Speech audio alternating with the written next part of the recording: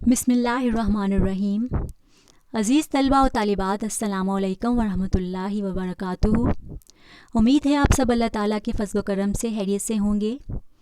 आज हम अपना लेक्चर नंबर 3 शुरू करने जा रहे हैं, लेकिन लेक्चर शुरू करने से पहले आइए साबिक़ा वाक़फ़ियत का जायज़ा ले लेते हैं।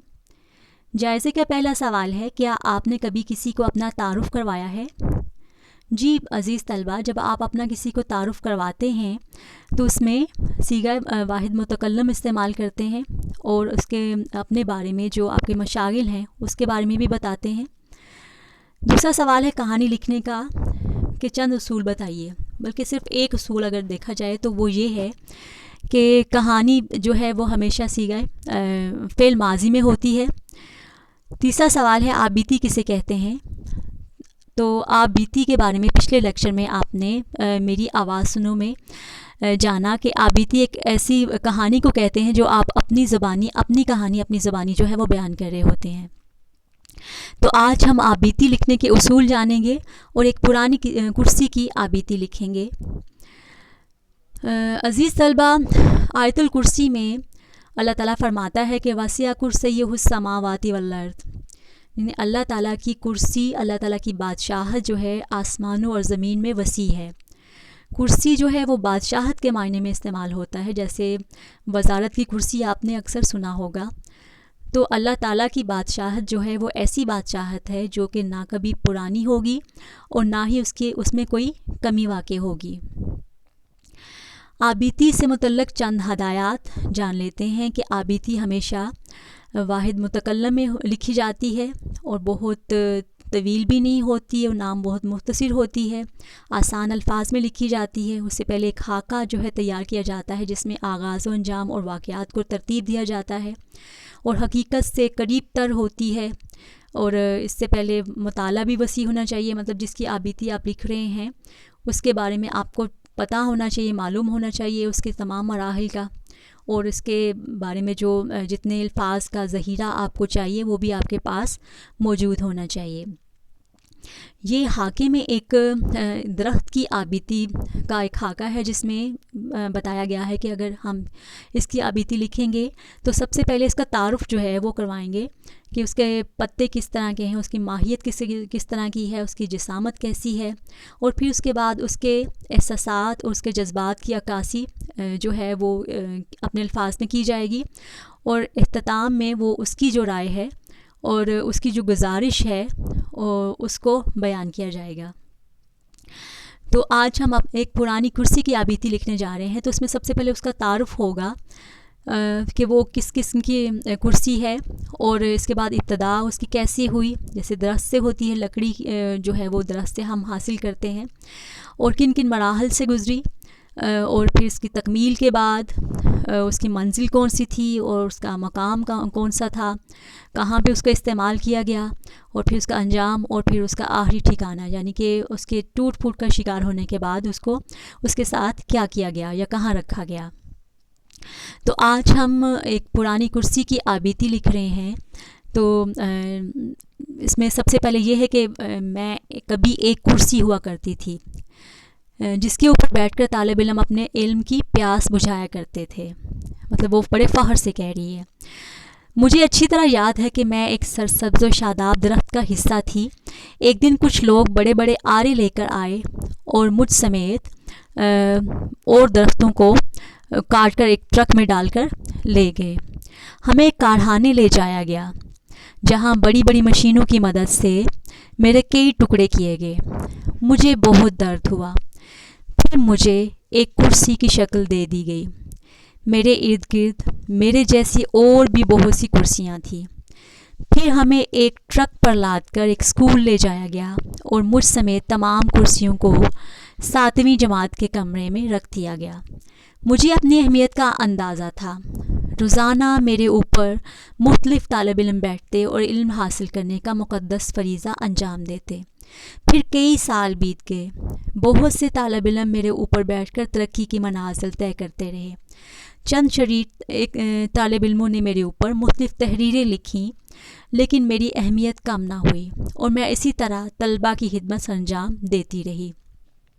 लेकिन एक रोज़ हमेशा की तरह صبح کے وقت جب طلبہ جماعت میں آ کر اپنے بستے رکھ رہے تھے تو دو طالب علم میرے اوپر بیٹھنے کی ضد کرنے لگے اور دونوں میں سے کوئی بھی ہار ماننے کو تیار نہیں تھا۔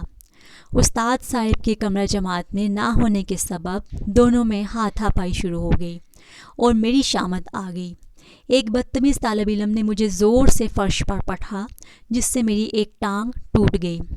استاد صاحب کمرے میں داخل ہوئے تو انہوں نے ان دونوں طالب علموں کو سزا دی اور مجھے اٹھوا کر اسکول کے اسٹور روم میں رکھوا دیا جہاں پہلے سے ہی ٹوٹا پھوٹا فرنیچر پڑا تھا۔ اب میں اپنے بیتے ہوئے شاندار ماضی کو یاد کر کے اداس رہتی ہوں۔ تو یہ تھی ایک کرسی کی آپ بیتی۔ تو یہ آج کا ہمارا موضوع تھا اور لیکچر بھی تھا۔ اس کے ساتھ ساتھ یہ جو کرسی کی آپ بیتی ہے آپ اس کو اپنی کاپی پہ خوش خط لکھیں گے اور ساتھ میں ورک شیٹ نمبر 1 جو ہے اعراب کی ورک شیٹ اس کو حل کریں گے۔ تو اعراب کو جیسے کہ آپ جانتے ہیں آپ نے نورانی قاعدہ بھی پڑھا ہے اور ماشاءاللہ آپ سب کے سب قرآن پاک مکمل کر چکے ہوں گے۔ تو الفاظ کو صحیح انداز میں پڑھنے کے لیے جو ہے مخصوص طریقہ کار ہوتا ہے اور اس مخصوص طریقہ کار کو تلفظ کہا جاتا ہے۔ تو صحیح تلفظ ادا کرنے کے لیے الفاظ کے مختلف حروف پر الگ الگ نشان لگائے جاتے ہیں اور ان نشانات کو اعراب کہتے ہیں۔ تو آپ کے سامنے ہیں جیسے کہ زیر ہے، زبر ہے، پیش ہے، جزم ہے، تشدید ہے، تنوین جس میں 2 زبریں اوپر ہوتی ہیں، 2 اگر زیریں ہوں، 2 زیر نیچے اور 2 پیش، اور اس کے بعد مد ہے جس کو کھینچ کے پڑھا جاتا ہے، لمبا پڑھا جاتا ہے، کھڑی زبر ہے اور کھڑی زیر ہے۔ تو یہ سارے کے سارے مل کر جو ہیں وہ تلفظ کی ادائیگی کے لیے یہ اعراب جو ہیں وہ بڑے مددگار ثابت ہوتے ہیں اور انہی اعراب کی وجہ سے آپ قرآن پاک کا تلفظ جو ہے وہ درست طریقے سے ادا کرنے کے قابل ہوتے ہیں۔ اردو چونکہ ہماری اپنی زبان ہے اور ہم اس کو ادا کرنے کے تلفظ کو ادا کرنے کے عادی ہوتے ہیں، لیکن اس کے باوجود ہم بہت سے الفاظ جو ہیں وہ غلط تلفظ کے ساتھ بولتے ہیں، اور اگر ہم ان کے اعراب کو جانتے ہوں تو پھر اس کا تلفظ ہمیں درست طریقے سے ادا کرنے میں کوئی مشکل پیش نہیں آتی۔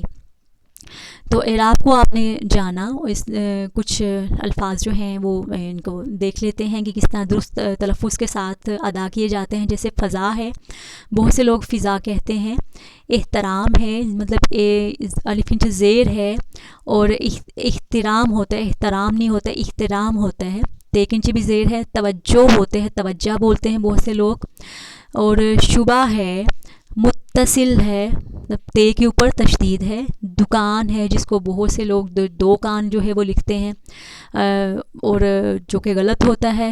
اسی طرح سے شناخت ہے، اس میں ہے اور تے جو دونوں ہیں وہ جزم کی آواز اس میں آئے گی۔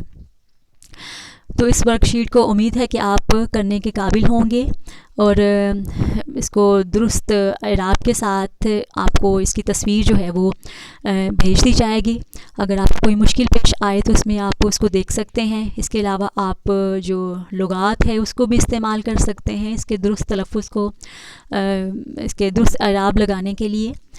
تو دونوں طریقے ہیں آپ کے پاس۔ ویسے اگر آپ خود سے اس کو لغات میں دیکھ کر اس کے اعراب لگائیں تو وہ زیادہ بہتر ہوگا، آپ کے علم میں بھی اضافہ ہوگا۔ تو آج کا سینٹینس آف دا ڈے ہے کہ ہم نے تمام جن و انس کو بندگی کے لیے پیدا کیا، بندگی یعنی عبادت کے لیے۔ آپ بیتی جیسے کہ آپ نے پڑھی تو مطلب یہ زندگی تو ہماری بیتتی جا رہی ہے، تو اگر ہم اللہ تعالیٰ کے حکم کے مطابق اس کی بندگی میں گزاریں تو آپ بیتی ہماری خوبصورت ہو سکتی ہے۔ اور اس کے علاوہ اللہ تعالیٰ قرآن پاک میں فرماتا ہے کہ تم بہترین امت ہو، تمہیں لوگوں کے لیے پیدا کیا گیا ہے تاکہ تم نیک کاموں کا حکم دو، مطلب تم نیک کاموں کا حکم دیتے ہو اور برے کاموں سے روکتے ہو۔ تو یہ دونوں طریقے ہیں، ہماری آپ بیتی جو ہے وہ خوبصورت ہو سکتی ہے اگر ہم یہ دونوں طریقے استعمال کریں، یعنی اللہ تعالیٰ کی بندگی بھی کریں اور بہترین امت بن کر دکھائیں جنہیں دوسروں کے لیے پیدا کیا گیا ہے۔ یہ اعزاز ہے اللہ تعالیٰ نے بخشا ہے ہمیں، اور ہم خود بھی نیک کام کریں، اچھے کام کریں، اور دوسروں کو بھی اس کی ترغیب دیں، اور برائی سے خود بھی بچیں اور دوسروں کو بھی اس کے سے بچنے کے لیے کہیں۔ تو اس کے ساتھ ہی آج کا لیکچر ختم ہوتا ہے۔ گھر کا کام جو ہے وہ نوٹ کر لیجیے، آبیتی کی مشق کریں اور اس کو کاپی پر لکھنا مت بھولیے گا۔ اس کے ساتھ ورک شیٹ نمبر 1 کو حل کریں۔ اس کے ساتھ ہی مجھے اجازت دیجیے، انشاءاللہ اگلے لیکچر کے ساتھ پھر ملیں گے، تب تک کے لیے اللہ حافظ۔